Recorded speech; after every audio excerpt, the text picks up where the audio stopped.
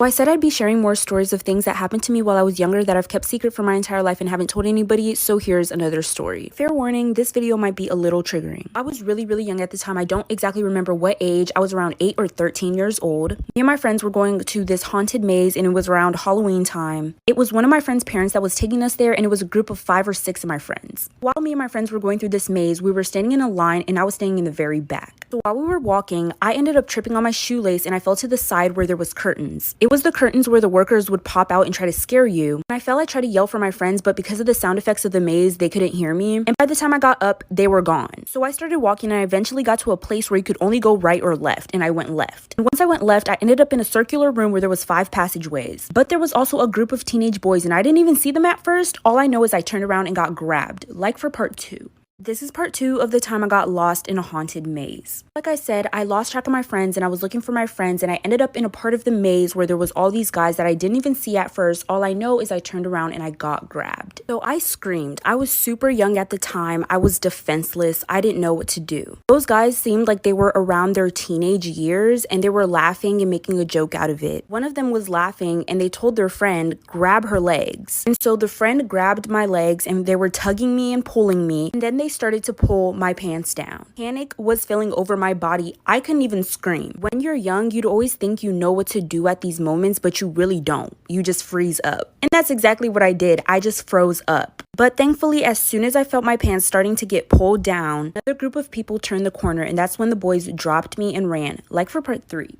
This is going to be part 4 of the time I got lost in a haunted maze. I had lost something in the maze, and once I ran back to find it, I had ran into the same group of teenage boys who assaulted me. Like I said previously, I had completely forgotten about these boys. How did I forget about these boys? I'm not sure. I was very young, very dumb, and I wish I wasn't scared at the time to tell those people who were walking me out of the maze that I had lost something, because I'm sure they would have been nice enough to help me find it. But I was scared. I didn't want to annoy them. So as soon as I saw those boys, I was thinking life or death. Why was I thinking life or death?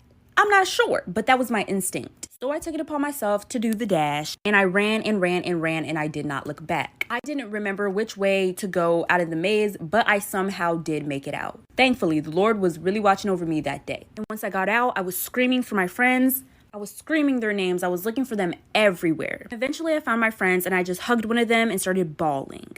Story time about how my brother caught me hooking up with his girlfriend. My brother started dating this girl last year and they were hanging out every day. Also around that time last year, I started to figure out my sexuality. Well, since my brother and her would hang out every single day at my house, I would see her all the time. And I started to get little feelings. Something came over me, baby. I was like, God is a woman. I just kind of came to the conclusion that I liked girls. Since she was dating my brother and they were home all the time, me and her kind of started talking too. We exchanged Snapchats, just a friendly exchange. Keep in mind that at the time, she didn't know my sexuality. Nobody did. So that night, after we exchanged Snapchats, I was Snapchatting somebody else, and I was sending them some explicit pictures. Since I recently just added my brother's girlfriend on Snapchat, her name was at the top, so I accidentally clicked on her name and sent her the explicit picture. I didn't even realize that I did that until I received a snap from her out of nowhere, and she had sent an explicit picture back, like for part 2. This is going to be part 3 of the time my brother caught me hooking up with his girlfriend. So my brother swung my door open, and there he was standing at my door, watching me and his girlfriend while we were...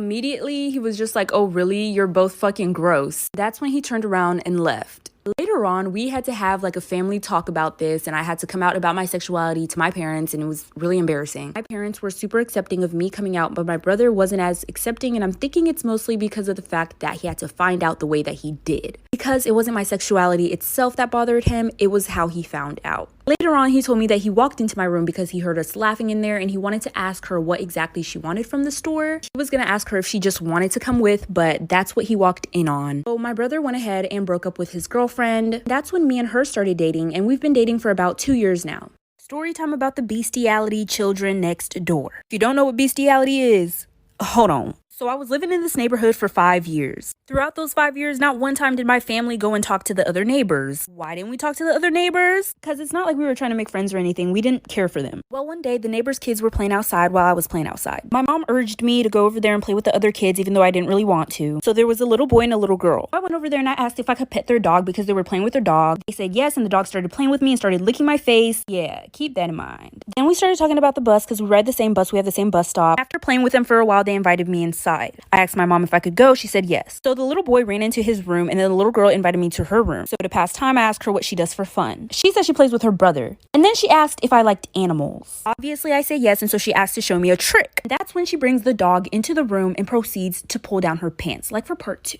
This is part 3 of the bestiality children next door. Like I said, I gave in. I didn't know how it was supposed to feel. It felt weird, but it didn't feel good. So I stopped and she started giggling and I just felt so uncomfortable, so I wanted to go home. Then she started acting like she was annoyed and started getting really mad at me. But I was like, whatever, and so she let me leave. Well, it was a Sunday that day and the next day we had to go to school, but she wasn't at the bus stop. And so I get on the bus and I go to school that day and everything is fine. Until like halfway through the school day, my mom comes to pick me up early. She would never come to pick me up early for no reason. I would usually have an appointment and I would know about it before. I would know if I was going to leave school that day and was going to get picked up, but I wasn't notified. So my mom came to pick me up, and while we were on the way home, she said that my dad had stayed home from work that day, and when we got home, we were going to have a talk about what I did with the neighbor's dog. I promise you're going to want to like for part 4. This is part 5 of the bestiality children next door. Like I said, my neighbor's parents and their kids and my parents and I were all in my living room discussing about this dog situation. So I went ahead and explained myself that she was a fucking liar and that nothing that's coming out of her mouth was true and that she was just lying and lying. And the neighbor's parents weren't too happy about the fact that I was calling their daughter a liar. Then the mom just lost it and started screaming at me and going at me and just saying all these mean, terrible things. It was almost as if she had a personal problem with me.